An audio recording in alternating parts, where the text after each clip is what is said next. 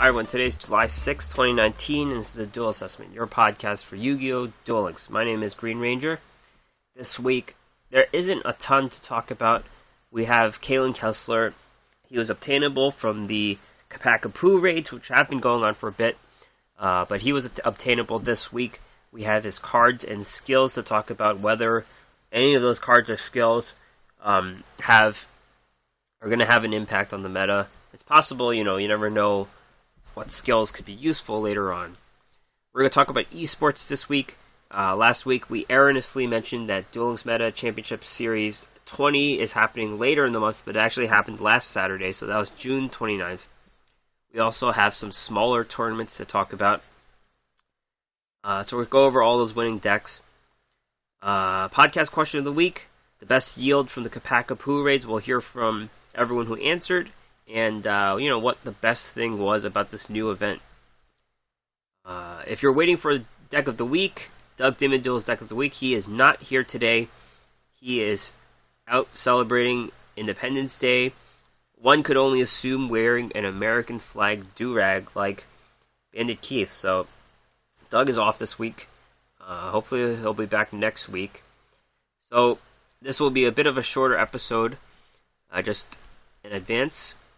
Search the Duel Assessment Podcast. Please subscribe. Any help is welcome. Like, subscribe. Let me know. So this week in the Duel World, for myself, I have completed the Kapakapu event as of yesterday or the day before when I obtained my third Earthbound wave. So I got all my cards. I got to the ending. I got the characters. So pretty much done. I haven't faced the level 100 yet, and you just get an icon. I don't really care about icons, frankly. I think I have everything I have, so the rest of the event is just, occasionally duel the Earthbound Immortal for those duel-a-thon points, I guess, but that is it for the event. In terms of PvP, I guess I'll go over the less interesting one first. In Ranked, I moved up one level to Platinum 2. I am playing Balanced 6 Sams, though. That is a new development for me. There's not much different, really. I mean, I'm not playing beatdowns. I can't get over certain guys, but I have consistency, more consistency with my back row. Getting a dual wield on my first turn or whatever, or getting my Shen's Dojo right away, so there is more consistency. I am on a winning streak, but I haven't played enough because I have divested my time into some Special Duels. Special Duels, it's notable that Special Duels did not start when they expected it to, so it started on the 2nd, I believe. It was a day off, and as a result, it will go on to July 9th, so we have 3 more days to play Special Duels. And for anyone who did not play last time, Special Duels are like ranked before they fixed it. And by that, I mean Gold is the final rank before King of Games. So Gold 5, and then you hit King of Games. So a lot less climbing to do. I myself am in Gold 3, and I am playing a Roid deck. So I went on Duel Links Meta, and they have all these decks that won Special Duels King of Games. And I finally found one that I could build, and that was Nerver's Roid deck. And just going over this deck, use the skill, Cyrus skill, Fusion Reserve Roids. Every time you lose 1800, you could add a fusion, a Roid fusion material. And that's basically all of them. So, it's a free draw, basically. It's not even a draw sense skill where you skip your draw, it's a free draw. So, how this deck goes, it is a direct attack deck. You could talk about burn decks being horrible or whatever, but this requires a little more skill. It's not the most skillful deck, frankly, but it requires a little more skill. I think deck thinning is a skill that you need in this to play the deck. So how it works is your direct attacker is Submarine Roid, 800, 1800, and you take advantage of the field spell Megaroid City. When you attack, your monster can switch its attack and defense. So the submarine Roid becomes 1800 direct attack, which is very good. and then you get to dump something into the graveyard. Typically you use your other monsters, so that is Drillroid, Steamroid, and 3 Mixeroids. Mixeroid is also a very key card because you can summon it and then tribute it for a Submarine Roid straight from the deck. So if you didn't draw Submarine Roid on your first turn, you can use Mixeroid. And even if you did draw Submarine Roid, you could just play Mixeroid and thin out your deck. So if you don't have your Megaroid City out. In terms of the back row, you have 3 Paleozoic Canadias, 1 Powerful Rebirth, 2 Pulse Mines, and 3 Wall D. I personally do not have 3 Wall D, so I have a Mirror Wall instead. It does the same thing, I guess. It's even better in some cases, but so that's my deck. There's an extra deck too. 2 Super Viacroid Jumbo Drills, 2 Parapsychroid, 1 Super Viacroid Stealth Unit, and 1 Battleroid. Or Barbaroid, I mean. And frankly, I haven't even used my extra deck, so you could do something with Mixeroid. I think you could, banish stuff from the graveyard and play one of them, but I frankly haven't even done that yet, so I've just been attacking with Submarine Roid. And yeah, deck's really good right now in this meta. You are seeing a lot of the same decks in Special Duels, though. That's just, if you think ranked isn't too diverse, you really see the same old decks. Red Eye Slash, of course. Subterror. I don't think I've seen some Neo-Spatian decks. Blue Eyes, of course. Blue Eyes, Red Eyes are the main decks you'll see, and some Neo-Space and some Terrors, but you don't really see much else. I did face another Cyrus deck in my last match, which I won. Yubel is another one, I guess. So it's not completely not diverse, but it's less diverse than ranked right now. I've not seen Magnet Warriors. I guess you see Ancient Gears too. Okay, so it's not the worst meta, I guess, but yeah, you're gonna see a lot of the same decks. So, I'm doing fine with the Roids right now. They're cheap to build. It's actually pretty fun to play, I think. Direct attack deck. People typically don't even play back row nowadays, I think. So, try it out. It's a pretty fun deck. Alright, so we're going to talk about esports now. Duel Links Meta Championship Series 20. Like I mentioned before last week, I think I read something wrong, but it did happen last Saturday. It's notable that people brought 6 SAMs again. 6 SAMs was Tier 3, I think, and then they moved it up to Tier 2, so it's starting to come back. But the thing is, even though it's kind of back in representation, it didn't even do the best. It didn't place top 4, only 1 in the top 8. But the share in the top 32 are very diverse. There's Blue Eyes, 6 SAMs, Ancient Gears, Magnet Warriors, Red Eyes, Subterror, and then one of each of some other smaller archetypes. So a lot of decks are vying for the top spot. First place, Wildman, Ancient Gears. So I guess Ancient Gears, they get first place a lot, and this doesn't look too different from past decks. 2 Reactor Dragon, 2 Breaker, 2 Sphere Krivo, 3 Wyvern, 3 Galaxy Cyclone, 1 Double Cyclone, 3 Gear Town, 2 Ancient Gear Fortress, 2 Treacherous. Notable, they have 2 Noblemen of Crossout in the side deck, and that's a very good card against Subterrors, which are, I guess they're the top deck. They're considered the top deck, so maybe that's why Ancient Gears did do very well, because they did, not only Noblemen of Crossout, which destroys all of the set monsters, but they will negate the effect of the flip effects themselves when they attack, so very good. Second place, Vino Poeti with Light and Dark spellbooks. This is the regular spellbooks you see, Light and Dark. You've got a base. It's a silent spellbook deck, of course. Silent Magician package. 3 Blue Boys. 3 Spellbook of Secrets. 1 Library of the Crescent. 2 Spellbook of Fate. 1 Power. 1 Spellbook Organization. 1 Limited Spellbook of Eternity. And 2 Spellbook of the Master. In terms of the Dark Monsters, you got 2 Breakers and 1 Kaiku. Kaiku is quite solid. When you do get that ability off to banish stuff from the graveyard, that's still a very relevant thing to do in this meta. Third place, Luke Tyler, Balanced Triamids. Pretty competitive deck. Balance makes a lot of sense. They use monsters, spells, and traps in equal numbers. I think they had to boost the traps because other than Triamid Pulse, everything else is optional. So they filled it out with 2 Treacherous, 3 Paleozoic Canadia. And third place, Negdu Zap, Sealed Tombs, Blue Eyes. This is pretty much the Blue Eyes you see. You got your Snipe Hunter engine, Whitestone of Ancients, Dragon Spirit of White, Dawn Knight, Cosmo Brain, Blue Eyes. And then you got 2 Treacherous, 1 Offerings to the Doomed, and even Ultimate Providence. So Ultimate Providence makes use of discarding. The discard is not a cost. Discard is a good thing to do. It's amazing that the deck looks like this now, you know. It doesn't have Silver's Cry anymore. That was such a good card. And now it's completely different. So that is it. Yeah, the 5th place deck, Black Feathers, Balance, 6 Sams is what I copied for my Ranked Duels deck. And it makes use of the card Battle Guard Rage, which is pretty cool. It's a Tristan card. I was wondering why I had 10 of that trap card.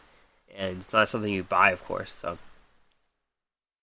that is Duel Links Meta 20, Championship Series 20. They had Meta Weekly 79 on July 2nd. Again, 6 Sams. Came up quite a bit, but they didn't make the top spot again. First place, Just Desert, Sealed Tombs, Red Eyes. So, the new look Red Eyes, they don't have Red Eyes Spirit or Return of the Red Eyes. They have Wyvern. Wyvern helps you bring back a monster. Special summon a Red Eyes from a graveyard. And also 3 Black Metal Dragons. So they kind of help in that regard. This deck runs BLS Sacred Soldier and AD Changer.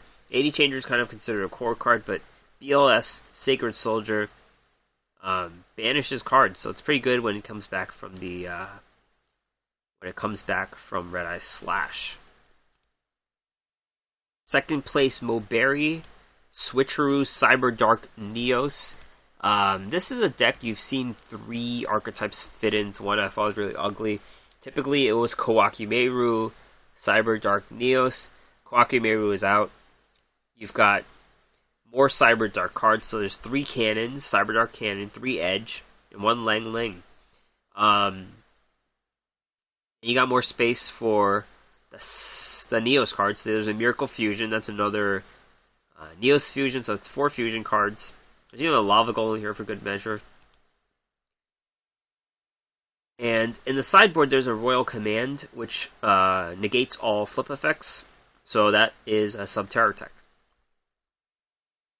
Third place, Dog, Light and Dark Spellbooks. This is pretty much the same deck we saw before from Vino Poietes' Light and Dark Spellbooks. The 2 Breaker, 1 Kaiku as the Dark Monsters. The back row is the spellbooks are all the same. Third place, Tom V. Delzin, Light and Dark 6 Sams. Fairly typical deck. 3 Kizun, 2 Inishi, 1 Kizaru, 1 Iru, 3 Fuma, 1 Legendary Secret, 2 6 Samurai United, 3 World Legacy Clash, 2 Dojo, 1 Dimensional Prison, 2 Dual Wield. Pretty typical. It does run Skullmeister in the side deck. That was one card I used to run in my original 6 Sams deck. So that is it for Duel Links Meta Weekly. Let's go to Duel Links Taiwan Weekly. Moving over to Asia, July 5th. So this is a fairly recent one. They use a 2-deck format. So they don't use sideboards, and their stipulations are if you win a duel, you have to keep the deck, but the person who loses the duel, the first duel, has the option to switch their deck. First place, Skyraker, Sealed Tombs, Blue Eyes.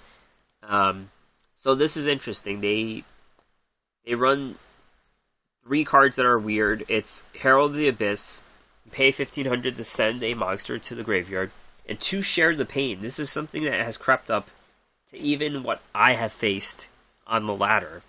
So I have seen Shared the Pain because it's showing up in these deck lists. If you remember in the TCG, Share the Pain was one of the first cards that... It was one of the earliest cards in the game. I think it was from Battle Raiders. It says, tribute one monster, make your opponent tribute one monster for no effect. So you're not destroying them, you're not sending them to the graveyard, you're tributing them. And in essence, in Duel Links, that has the same ability as send to the graveyard. So it's the same thing, it gets around effect destruction, protection. Effect destruction, protection. Yu-Gi-Oh! Is a complicated game. And Ancient Gears deck also has a Share the Pain. So Skyraker made use of that card. And it's a card we're going to start seeing, I think. Of course, you have to have a monster. And it's good for those decks that can't afford to have stuff in the graveyard, like Blue Eyes. So it's close to premium removal at this point, even though you're paying, it's a 2-for-1. You're paying your monster and a magic card.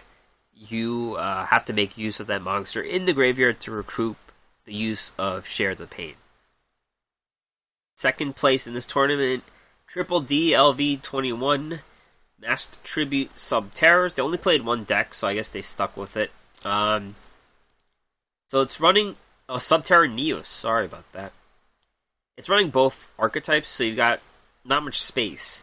There is a Tsukuyomi for the Subterrors. One Econ, one Treacherous, one Cosmic Cyclone. Otherwise, it's very cut and dry, combining both archetypes. Third place, it's in Chinese, so that translates to Don't Know Doctorate. Previously, we had a Don't Know Maple Leaf, so this is a Don't Know Doctorate. We assume it's the same person. Masked Tribute Lava Golem Magnet Warrior in Ancient Gears. Magnet Warrior is an interesting deck. There's a lot of recycle. There's one Burial from a Different Dimension and 3 Powerful Rebirth. So those are cards that can, once you banish... Well, the Burial from a Different Dimension makes use of the Magnet Warriors, which you used for the Berserkion. And the Powerful Rebirth just helps you bring back a monster. So, this also fits in 3 Lava Golems, which is crazy. But I guess when you have a big beater and you hit them and they don't have much life left, you can just Lava Golem them to win the game. It's a very, very demoralizing feeling that I do not approve of. And Ancient Gears, very typical deck. Not much to say. They do run World Legacy Clash, I guess. And third place, Dark Crow. Dark Crow was disqualified. They noted that he used a different version of the Blue Eyes deck. He was the first place winner, actually. So then he got dropped to third place. So we assume they faced off against Skyraker, and then they won by cheating. So Dark Crow played Beatdown Blue Eyes, which runs one Share the Pain, of course, and Beatdown 6 Sams runs one copy of Double-Edged Sword Technique, which we do see sometimes.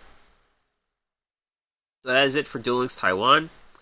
And the last tournament we'll talk about is Battle Phase 4, a Duel Links entertainment series that is run on Monday afternoons.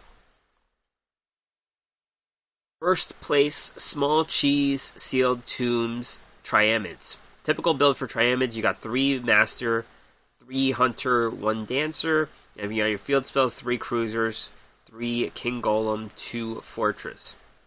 2 Triamid Pulse, of course. They don't have enough trap cards to fill out balance, but they do have 2 Treacherous Trap Hole. Nice to see Triamids win a tournament. Second place, Maxino, Tie That Binds, 6 Sams.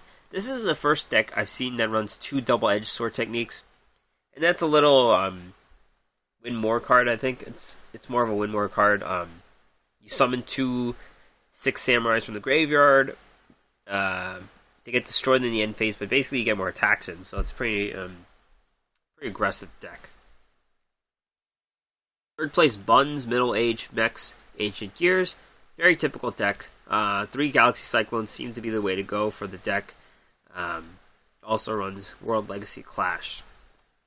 And Minato, Light and Dark 6 Sams. It runs 1 Return of the 6 Samurai, which is what I run in my balance deck, but of course I have more trap cards to make up for the difference. That is it for esports this week.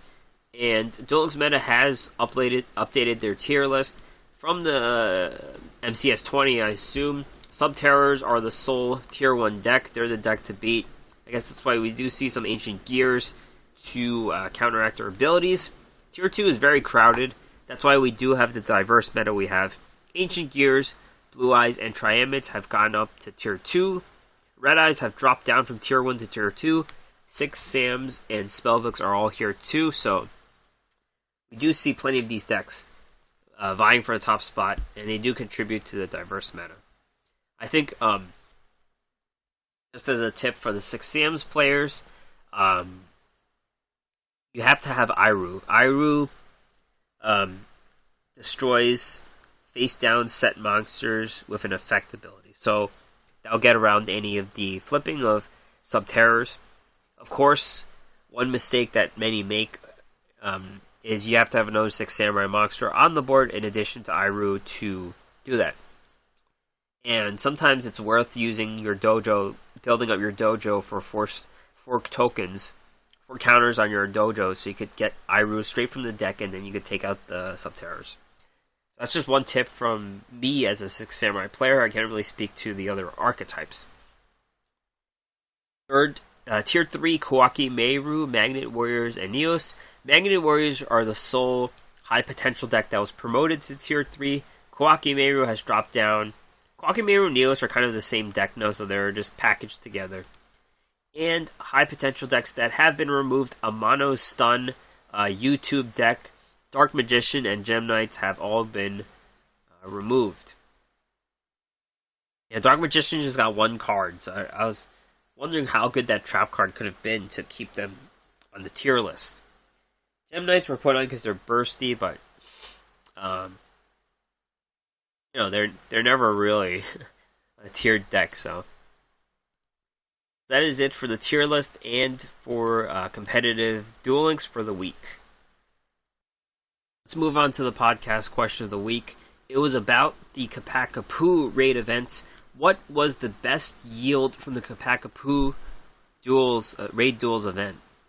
So, like I mentioned last week, this is a new PvE experience where they combined things from many different past PvE events, and they made this whole new thing a way to get a new character and to get new cards without farming. And 24% said it was getting Kalin's Duel Skills, 48% said getting the new cards, Infernities and Kapakapu included, and 28% said the great PvE content. 28% enjoyed the event just for the event itself. Yu-Gi-Oh! Deck Dog Doug David Duel says, I love having a new boss monster to run in my decks. And Kapakapu is actually very good. It's a card that we probably are stuck with one because it is such a good card. It hurts its consistency, but it's a card that could just close out games if you could just get to two tributes off, and that's not too hard to do with the number of ramp things we have now. Of course, protecting the monsters is another thing, but once it's on the board, it can't be attacked. You just have to play around the back row, but once it gets some shots off, it will win the game soon. Grand Terrier says, I thoroughly enjoy this event. It's fun to see them experimenting with different mechanics. Yeah, I can't agree more with this. I think some aspects were agonizing, I must say, but I really like what they did. They tried new things, and they didn't fail. I don't think they failed, for sure. They got a lot. I think this is a positive response, mostly. People will have a positive response to this event. And you don't really have to grind your face off like past events with farming. I think they're trying to do away with farming, and this one just didn't have it. So I guess that is an improvement. Milton25 disagrees. This event was... put in whatever word for the emoji, poop, shit, crap, whatever. This event was blank aside from the free gems and new character. So, Milton may have had a problem with duels ending too fast. I think that is one problem I had too. The Earthbound Immortal made the duels end really fast. Infernities stalled very well, so all those things may have been expensive for the Dark Signer remnants you collect, the vestiges you collect, so it is a little grindy in that regard. But personally, I did not mind because I had to level up Kalin Kessler anyway, so just get some auto duels in, I guess. Duel Links Lounge says, where is the option for free gems? Yeah, I didn't include free gems because that would be 100% runaway winner, so yeah. I personally have not spent gems recently, so I have close to 9,000 now, so it's very good. Sabalama says, Kapakapu is love. So, yeah, they were a fan of getting the card. In terms of Kalin Kessler himself, we finally get this character. It's good to get a bad guy, I guess, in 5Ds. Everyone was a good guy, so get some bad guys there. Personally, don't really understand the anime. I didn't watch 5Ds, so I don't know how good this character was, but he seems kind of tacky in my opinion right now. I don't know, some people like this guy, I guess. So, in terms of the cards we got, there is a repeated card. We saw this with Loomis and Umber, where they repeated some of the cards, and this one is Memory Crusher. I forget which duelist gave us this card, but let's see, yugioh. Okay, so yugioh gave it to us, and also Kalin Kessler. Level 3 Fiend, 1000 attack, 600 defense. If this card successfully attacks directly, inflict 100 damage to your opponent for each card in their extra deck. Yeah. Very bad card. It's not going to see play. Okay for 1600, I guess, but that's if it even gets through. So, yeah, it's a card that's just filler. It's not going to see play in any capacity. This is a card we get 3 of from Kalin Kessler. It's called Infernity Dwarf, level 2 warrior, 800 attack, 500 defense. While you have no cards in your hand, during battle between an attacking monster you control and defense monster whose defense is lower than the attack of the attacking monster, inflict piercing, basically. Inflict the difference as battle damage. So it's an 800 attacker with piercing when you're handless. So, yeah, this is really bad too. It has an Infernity tag. I think that's all it has going for it. I think even with the cards we have in Infernities, this card will not see any play. So this is not a good card. Earthbound Revival. It's a spell card. We get 3 copies. Discard 1 card, then target 1 Earthbound Immortal monster and 1 field spell in your graveyard. Add those targets to your hand. It's refill when your Earthbound dies. It is a cost though, so I think the best field spell to use is Mausoleum of the Emperor, because you can kind of help ramp up Kapakapu, so it's fewer tributes, but it is situational. This is situational, and having both cards in your graveyard, Kapakapu has to be dead. I don't think this card's worth it. Next card we get 1 of. It's one of the more notable cards we see from Kalin Kessler because of its appearance, I think. It's a really stally card and looks really cool. Infernity Avenger, level 1, Fiend Tuner, 0 attack and defense. When a monster you control except Infernity Avenger is destroyed by battle, with an opponent's monster and sent to the graveyard, when you have no cards in your hand, you can special summon this from the graveyard. In that case, the level of this monster is equal to the level of the destroyed monster. This card does a few things. It is level modulating, so it's a tuner with level modulation. You could ramp up to make a bigger tuner. It's stall, so you could stall and bring this back from the graveyard. And best yet, it's a tuner that does not have to work with Infernities. It is Infernity, it has an Infernity tag, but you can use it in any synchro deck. So it is a conditional ability, but I can see it having a fit in synchros. And it's just a one-of, sure, but if you need to fill in a slot of some monster you don't have, let's say you don't have a Psychic Wheel Dealer, this could be something that you can consider in its place. I think it's a nice card. It's just it has to fit in a certain deck because it modulates levels. But it is, it does come back, and then you can help synchro summon the next turn really fast, so that's always a good thing for synchros. Infernity Guardian, this is another card we get one of. Level 4, Fiend, 1200 attack, 1700 defense. When you have no cards in your hand, this face-up card cannot be destroyed by battle or card effects. So it's a stall card. Stats are irrelevant because you'll probably be keeping it in defense mode. The thing is, it doesn't protect against banish, it doesn't protect against send to the graveyard, it doesn't protect against bounce to hand. So those are things we see a lot. It's not the worst card. I don't think this is a card that it hurts to give us more of. This we only have one of. It's not a tuner itself, it's just tuner material, so you just want to stall with this card and get a synchro or tribute summon out or something. So it's not the best card in my opinion, but it has some stall capabilities. Infernity Break is a trap card we get one of. If you have no cards in your hand, target one Infernity card in your graveyard and one card your opponent controls. Banish the first, and if you do, destroy a second target. So this is free removal, basically. It's destruction removal. You banish your Infernity, destroy one card. It is situational of having no cards in the hand, though. We only get one copy. And Infernity Necromancer. This is the last reward, level 35 reward. When this card is normal summoned, it is changed to the defense position.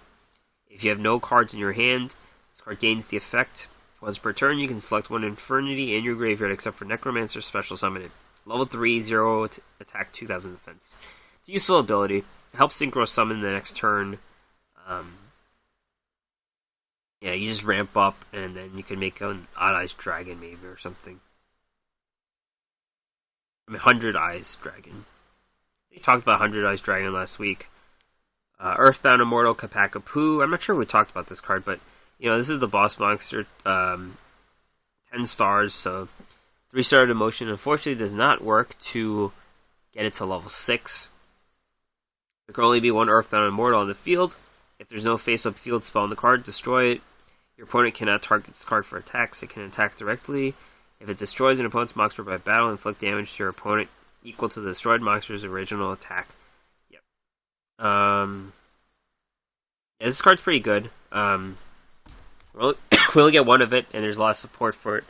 So if you're going for it, you try to build a deck around it with things like Earthbound Wave or Altar of the Bound Deity, things like that. But it's probably not competitive right now just because we only have one copy. I think that's what's holding it back. And of course we need more Earthbound Immortal cards to make it worth it. So let's move on to Kalin Kessler's Duel Skills. And it's, of course, he comes with other skills. These include Restart, Power of the Dark, things like that. But he has a lot of unique skills himself. He has 8 unique skills. He's probably going to share these skills with other Dark Signers we'll see in the future. Seal of the Immortals, level 13 reward. Until the end of your opponent's next turn, Earthbound Immortal monsters cannot be destroyed by their own effect. This can only be used once per duel. So, this lets your Earthbound Immortal survive without a field spell for 2 turns.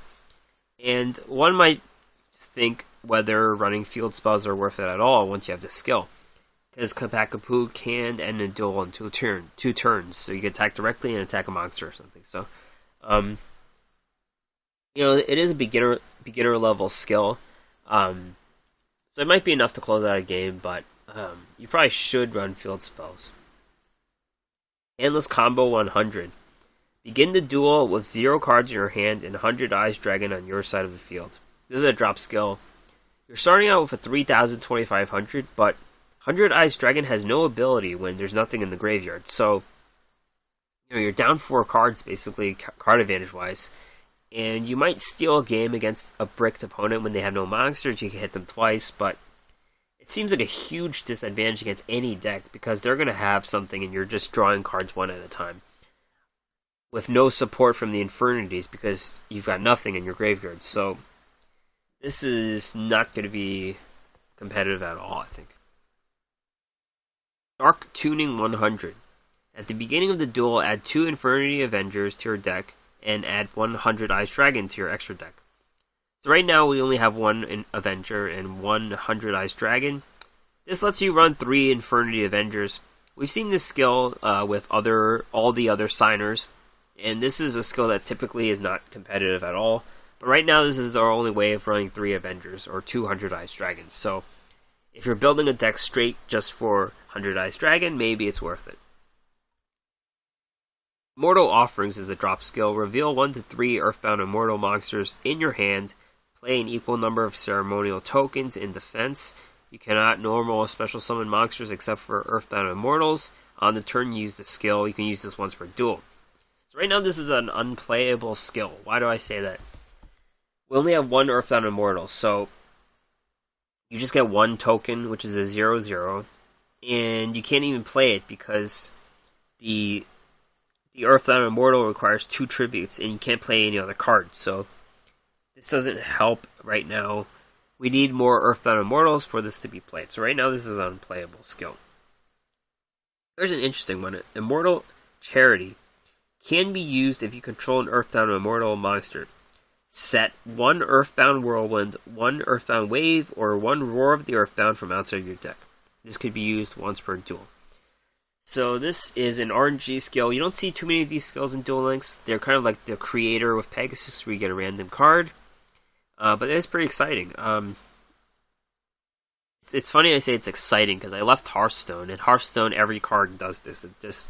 You get a random card. So it's interesting to see it creep up in Duel Links every so often. My refuge from Hearthstone, and it's kind of like it's a distant memory, but it's fun, I guess. So let's talk about these cards you could get. Earthbound Whirlwind is a UR. Well, it doesn't matter what rarity it is, but it's a spell card. If you control an Earthbound Immortal monster, destroy all spells and traps your opponent controls. Very good. Heavy Storm, Trunade, whatever. You have your monster out, you play this, they Paleozoic Canadian, who cares, you flip it back up, so it's pretty nice. Earthbound Wave is a card we already have. It's a counter trap to negate spells and traps. I don't think you could use this the same turn you get it off this ability. That would be too busted. And then the worst card here is Roar of the Earthbound's continuous trap card. Once per turn, when your opponent's monster declares an attack, target the attacking monster, destroy it, and if you do inflict damage to your opponent equal to half of that monster's attack, you must control an Earthbound monster with attack higher than the attack of the attacking monster.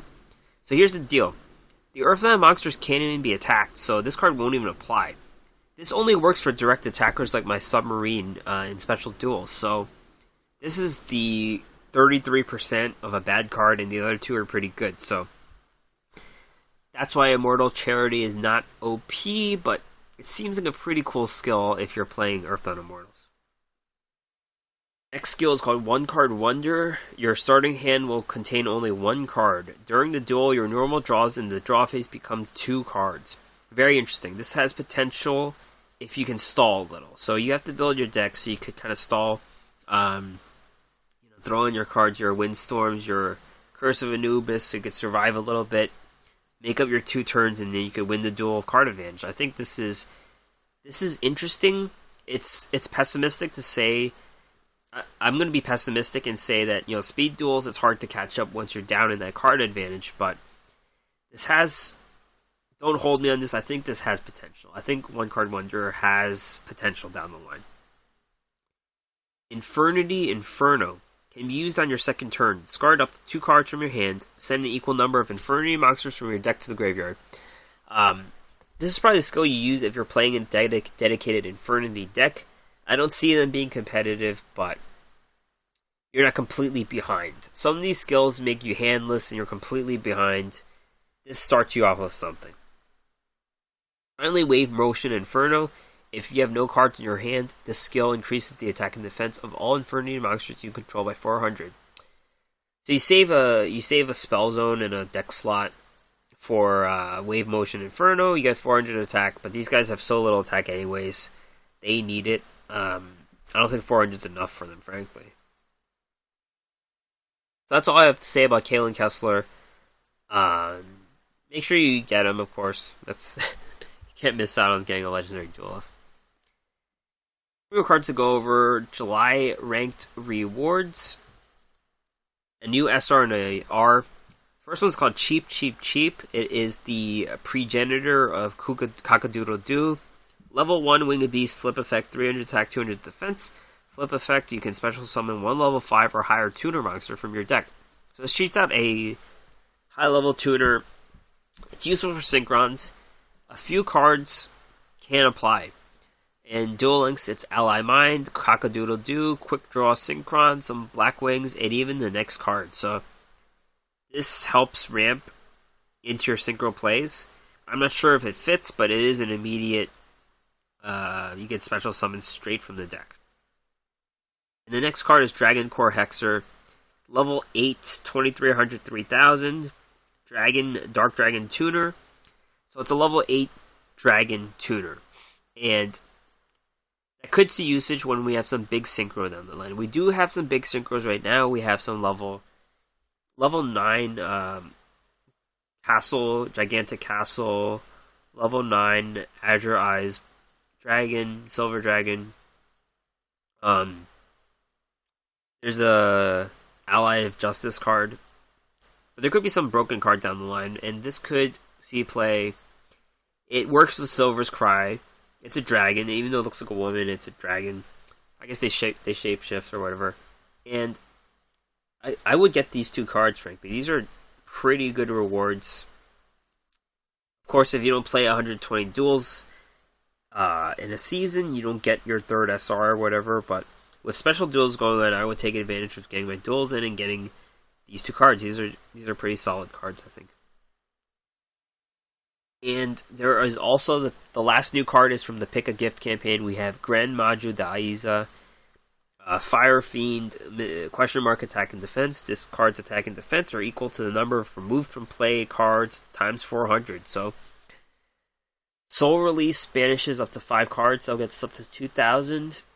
This doesn't seem worth it, frankly. I mean, there's a better card. There is Tyranno Infinity, which gains 1,000 for each banished dinosaur, so that will be 5,000 with Soul Release. This is only 2,000. Not much to say about this card. So that is it. Upcoming news: Sartorius is back early July in a few days. Has new rewards and a new skill. Mid-July, new event, the Card of the Strain. Mid-July, Duel Academy GX. Welcome to Duel Academy. So it's a replay of the GX event, and we get a hot new card. Alluring Alexis mid-July. Cyber Angel Izana, Merciful Machine Angel. Could Cyber Angels be back? We will see. Mid-July, Tyrone Hasselberry gets retired. Late July, Rise of Yubel Together at Last. We get a new character who is Fused Jaden and Yubel. And finally, Tour Guide Mission Bingo. So that is it for the podcast this week. Thank you for listening. Of course, check out this podcast anywhere. Search the Duel Assessment. I actually tried signing up for Luminary, and it was a bit of a scam because they have the ads all over the New York subway. But the problem is you have to pay for Luminary, and I was thinking of getting this podcast on it, but then they put me on this trial where I'm free for a month, but I have to pay afterwards, so I'm going to have to cancel my subscription. So we're not on Luminary, unfortunately, but we're on most other things. We have a website, theduelassessment.wordpress.com. All of the notes are there. That's one thing I pride about this podcast is getting the show notes on the website. So it's pretty much a blog and a website if you want to read along, but most people don't do that. Email me, theduelassessment@gmail.com, or find me on Twitter, duel_assessment, me at GreenRanger CCG. Doug's on Yu-Gi-Oh! Deck Talk, but of course he's out celebrating July 4th, but he has his deck of the week. He'll be back next week. Alright, thank you for listening, everyone, and I'll see you next time.